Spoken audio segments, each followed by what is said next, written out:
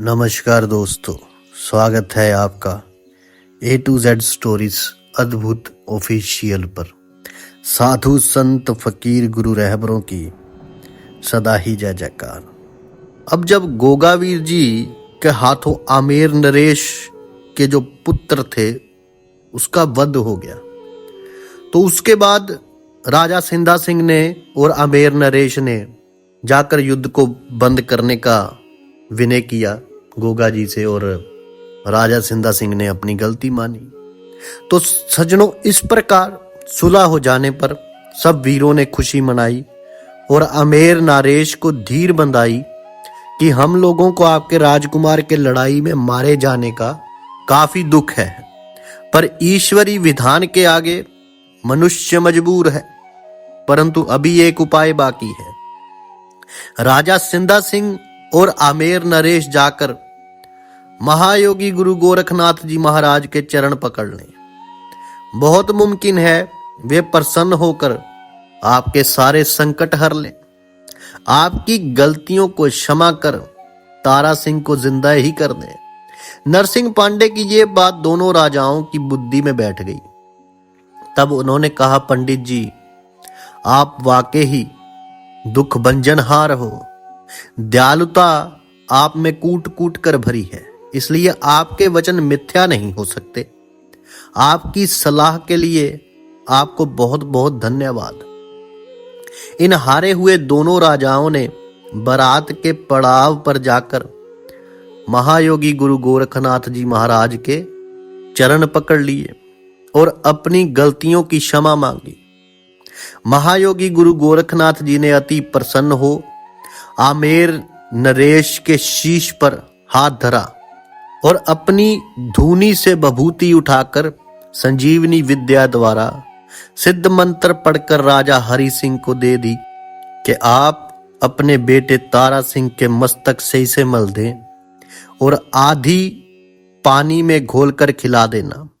इसके प्रभाव से आपका बेटा जिंदा हो जाएगा, यानी कि पानी उसके मुंह में डाल देना।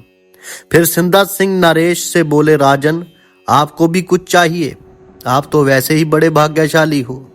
आपकी बेटी श्रीयल ऐसे राजकुमार को ब्याही जा रही है जो महान देवताओं का वंशी है। वे तो अमर है, और वे तो अमर है ही, आपकी बेटी भी उसके साथ अमर हो जाएगी। वे महान सतियों में गिनी जाएगी। इन दोनों को ध्यान धर, जो भी निष्कपट त्याग प्रेम से पूजेगा, चाहे नर हो या नारी, उसकी सारी मनोकामना पूरी होगी। इनका पूजन और आशीर्वाद कभी व्यर्थ नहीं जाएगा। इनके साथ ही जब तक सूरज चंद्रमा है, आपका भी नाम रोशन रहेगा। जो जो सेवा अपने देश की गो भक्त गोगा जी कर रहा है, उसी से इसकी कीर्ति में 4 चांद लगेंगे। अब आप चल के अपनी कन्या के हाथ पीले करके पुण्य और कीर्ति के भागी बनो। अब यहां पर महायोगी गुरु गोरखनाथ जी की बात सुनकर दोनों अति प्रसन्न हो आशीर्वाद प्राप्त कर चल पड़े। राजा सिंधा सिंह राजकुमारी श्रीयल के विवाह के इंतजाम में लगे और शहर पनाह के नामी ग्रामी हलवाइयों को विविध प्रकार के व्यंजन तैयार करने की आज्ञा दी गई। उस वक्त फिर महिलाओं ने महल के भीतर ढोलक मंजीरे बजा बजाकर मधुर कंठ से मंगल गान गाने शुरू किए।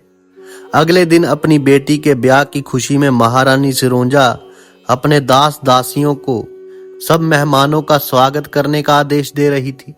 उधर आमेर नरेश ने अपने बेटे तारा सिंह के शीश को धड़ के साथ जोड़कर आधी बभूति पानी में घोलकर उसके मुंह में डाली और आधी मस्तक पर मल दी, जिसके प्रभाव से तुरंत ही अपना चमत्कार उस बभूति ने दिखला दिया।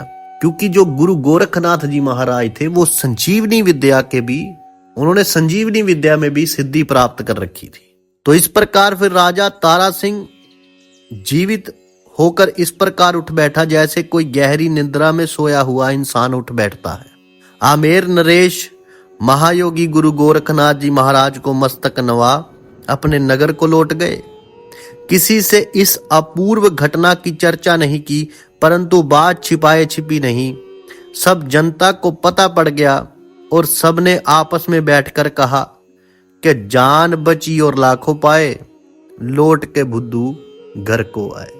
तो इस प्रकार महायोगी गुरु गोरखनाथ जी महाराज ने आमेर नरेश के राजकुमार तारा सिंह को जीवित किया और गोगा जी महाराज और रानी शरीयल को आशीर्वाद भी दिया और राजा सिंधा सिंह को भी गोगा जी महाराज जी की असलियत बताई कि वो देवताओं के वंशज, उनके वंशी है। और एक बात और उन्होंने बताई कि जो भी उनकी पूजा करेंगे, रानी शरीयल और गोगा जाहरवीर जी को उनकी मनोकामनाएं पूरी होगी। और ये तो हम देख ही रहे हैं, बागड़ में गोगा मैड़ी पे मेले लगते हैं जिनकी मनोकामनाएं पूरी होती।